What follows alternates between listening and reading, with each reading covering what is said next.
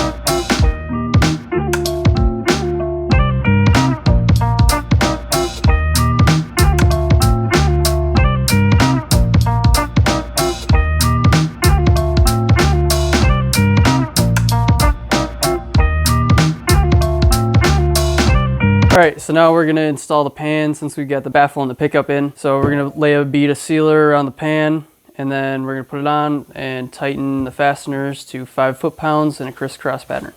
But if this brings you just a little closer to those men who are going into the hottest spots,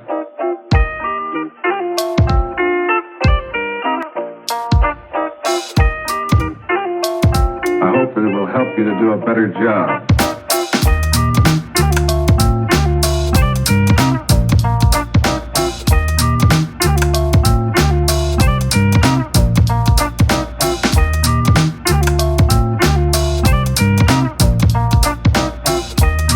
Okay, so we're about to seal up the oil pump. One thing before you put the oil seal in is that there is a rotor on the inside of the pump, which is the oil pump drive, which has these 2 flat spots in it. There are corresponding flat spots in the crank. Flat spots here, and the flat spot corresponding in the crank.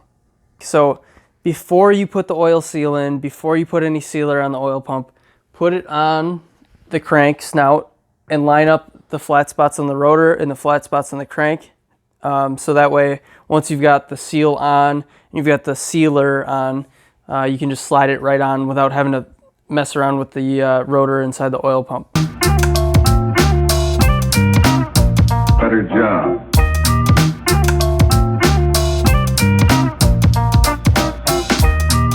Put this water pump in.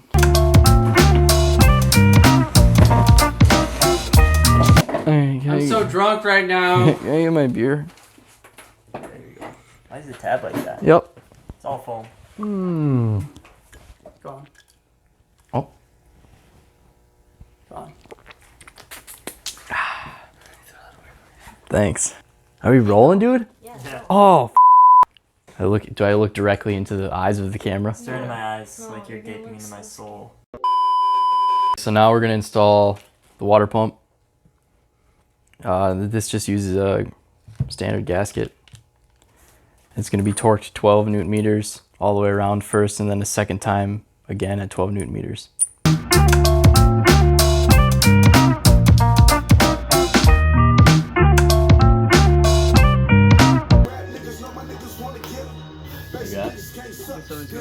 Oh.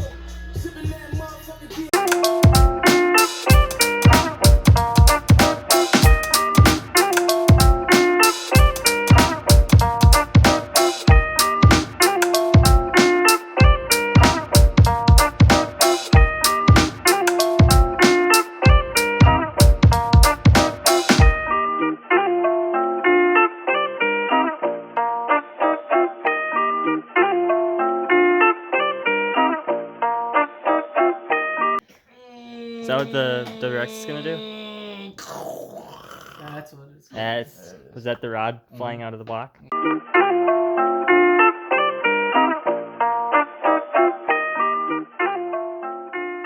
I hope that it will help you to do a better job.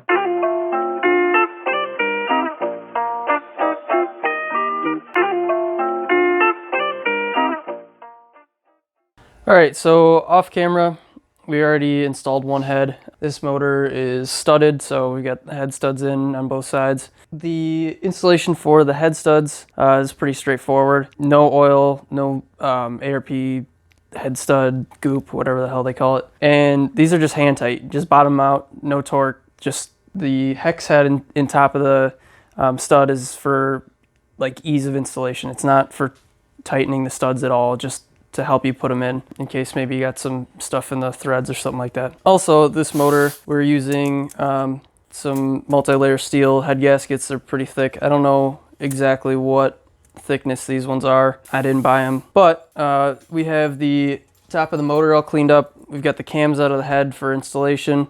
We've got the head cleaned up, so we're ready to install it. So there's an oil galley on the top of the motor here. You can put this head gasket on the wrong way. It will fit. You got your coolant ports lined up. You put it on like this, you're gonna have oil squirting out the top of the block. A lot of it too. So make sure you got that lined up correctly like this. Take your head.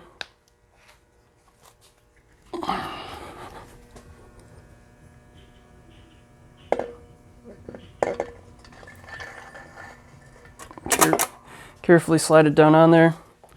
I want to make sure, because this head gasket's so thick, and the last one, it didn't really want to sit down on the dowel pins. There it goes.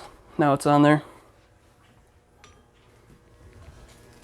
Another thing that's important with these head studs is you want to make sure to clean the surface of the head where the washer and the nut sit. So these surfaces here, all 6 of them. Make sure there's no oil or debris on there. All these washers and these nuts come lubed up with some anti-rust. It's probably just oil. It's pretty sticky, so clean that off. So a little brake clean on a rag. You can see it's coming off on the rag.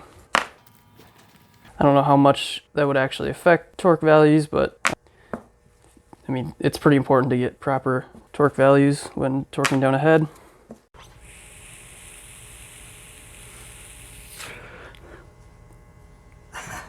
All right, so off camera, we lubed up the studs with the ARP fastener stuff. I don't know what the hell they call it. Fastener assembly lubricant, makes sense. So we lubed up the studs with that, and they also want you to lube up the bottom of the nuts where it seals against the top of the washer. So right now I just have them snugged up, hand tight. We'll go around at 30, 60, and then the last step is 90. We'll include a scan of the ARP sheet that shows the pattern. It's the same as the OEM pattern. One thing I noticed, if you're using like an oversized head gasket, you might want to go around twice at the same torque spec. So twice at 30, twice at 60, twice at 90, just because the head gasket's so thick. It seemed to work out well for the other side. All right, this will wrap up the engine build part 3 video. Next week, we're gonna have some footage of the rally race that we were at in Ojibwe. Thank you for watching and stay tuned for more.